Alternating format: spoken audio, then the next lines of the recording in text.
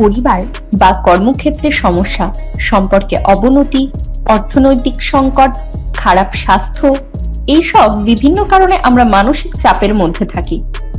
এই মানসিক চাপ বিভিন্ন ধরনের শারীরিক ঝুঁকির কারণ হতে পারে। তাই নিজেকে ভালো রাখতে চাপ কমানো জরুরি। মানসিক চাপ কমাতে হলে এর কারণগুলো জানতে হবে, এরপর সমস্যার গভীরে গিয়ে সমাধান করতে হবে। চাপ নিয়ন্ত্রণের জন্য বন্ধু বা পরিবারের ঘনিষ্ঠ আত্মীয় স্বজনদের সাহায্য নিতে পারেন। প্রয়োজনে এটি বাড়াবাড়ি পর্যায়ে চলে গেলে মানসিক চিকিৎসকের পরামর্শ নিতে পারেন। নিয়মিত শারীরিক ব্যায়াম করুন।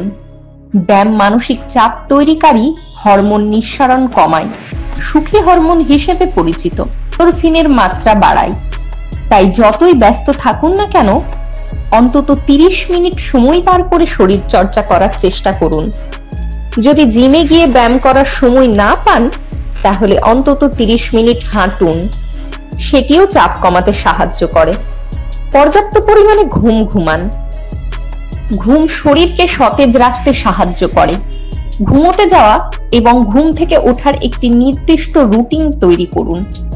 নিয়মিত 7 থেকে 8 ঘন্টা ঘুমানো মানসিক চাপ কমাতে সাহায্য করে। সঠিক খাদ্যাভ্যাস তৈরি করুন। মানসিকভাবে চাপে থাকলে খাবারের প্রতি অনীহা তৈরি হতে পারে। মনে রাখবেন, না খেয়ে থাকা চাপ বা সমস্যাগুলিকে কমিয়ে দেবে না, বরং আপনার খাবার শরীরকে কর্মক্ষম রাখবে এবং চাপ দূর করার পদক্ষেপগুলি নিতে সাহায্য করবে। এই সময় পর্যাপ্ত পরিমাণে জল পান করুন। দিনে পর্যাপ্ত পরিমাণে খাবার খান, তবে একবারে অতিরিক্ত পরিমাণে খাবার কখনোই খাবেন না। অল্প অল্প করে খাবার চেষ্টা করুন। অতিরিক্ত তেল ঝাল মশলাযুক্ত খাবারগুলি এড়িয়ে চলুন। ভিটামিন এ যুক্ত খাবার খান এবং ম্যাগনেসিয়ামে সমৃদ্ধ খাবার খান। এর পাশাপাশি গ্রিন টি এবং অ্যান্টিঅক্সিডেন্ট সমৃদ্ধ খাবার খান। যতটা পারবেন রিল্যাক্স করতে থাকুন। মানসিক চাপের সময় দেহ ও মনকে শিথিল রাখা খুব জরুরি। মানসিক চাপের কারণ সহজেই চলে যাবে না, এটা দূর হতে সময় লাগবে। তাই এই সময় নিজেকে শান্ত রাখা ভীষণ জরুরি। মনকে শিথিল রাখতে গান শুনতে পারেন, ছবি আঁকতে পারেন, বিভিন্ন রকমের খেলাধুলা করতে পারেন। আপনার ভালো লাগার জিনিসগুলি করতে থাকুন। আপনি হয়তো কখনো ডায়েরি লেখেননি, তবুও ডায়েরি লেখার চেষ্টা করুন। যে বিষয়টি আপনাকে কষ্ট দিচ্ছে, মানসিক চাপের কারণ হচ্ছে, সেটিও ডায়েরিতে লিখতে থাকুন। এর পাশাপাশি আপনি কি চান এবং কি করলে আপনার ভালো লাগবে, সেই বিষয়গুলি লিখতে থাকুন। ডায়েরি লেখার এই অভ্যেসটি মানসিক চাপ কমাতে অনেকটাই সাহায্য করবে আপনাকে।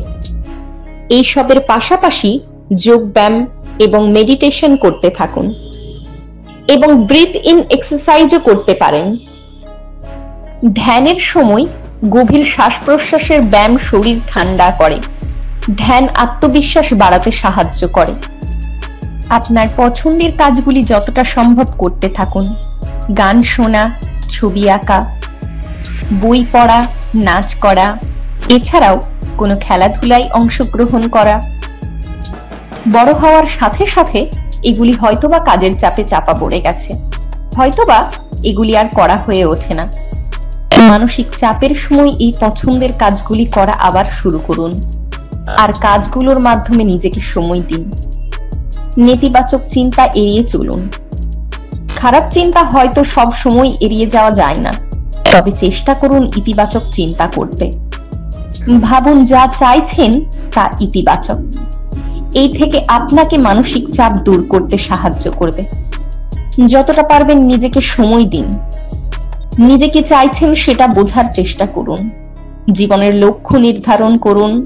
সেই অনুযায়ী জীবনযাপনকে একটি রুটিনের ভেতর নিয়ে আসুন। খাওয়া, ঘুম, কাজ এবং নিজের পছন্দের কাজ সবকিছুর জন্য একটি সময় নির্ধারণ করুন। সব পরিবর্তন হয় না।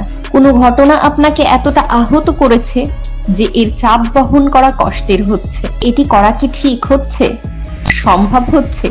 যদি উত্তর না হয়, তাহলে এটি নিয়ে ভাবা বন্ধ করুন।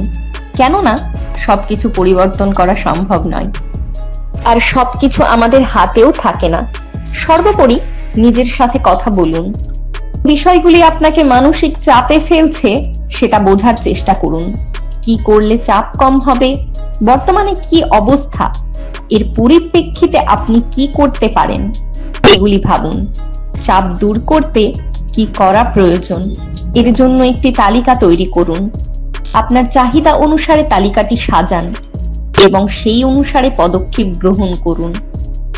এই পদক্ষেপগুলোর চর্চা মানসিক চাপ দূর করতে সাহায্য করবে। আর এ বিষয়ে আরো কিছু জানার থাকলে অবশ্যই বিশেষজ্ঞদের সাথে পরামর্শ করবেন। সবাই ভালো থাকবেন, আবার দেখা হবে।